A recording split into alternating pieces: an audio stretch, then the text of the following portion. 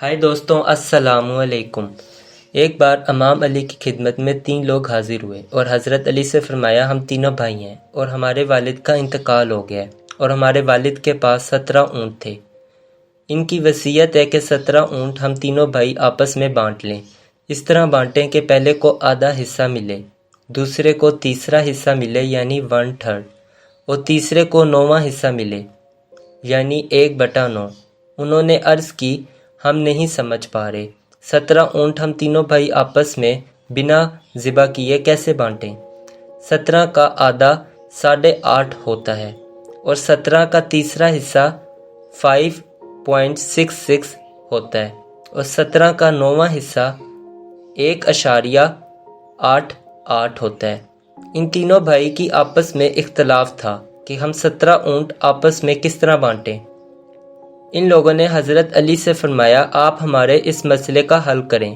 حضرت علی نے فرمایا، اگر اجازت ہو تو میں اپنا 1 اونٹ تم لوگوں کے اونٹوں میں شامل کر دوں۔ وہ اس بات پر راضی ہو گئے۔ حضرت علی نے اپنا 1 اونٹ ان 17 اونٹوں میں شامل کر دیا۔ پہلے والے شخص سے کہا، تمہارا کتنا حصہ تھا؟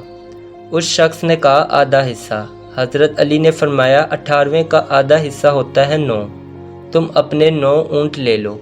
پھر اس کے بعد دوسرے شخص سے پوچھا، اس نے کہا تیسرا حصہ تھا۔ حضرت علی نے فرمایا، 18ویں کا تیسرا حصہ ہوتا ہے 6 اونٹ، تم اپنے 6 اونٹ لے لو، اور اب پیچھے 3 اونٹ بچ گئے تھے۔ حضرت علی نے پھر تیسرے شخص سے پوچھا، تمہارا کتنا حصہ تھا؟ اس نے کہا 9واں حصہ تھا۔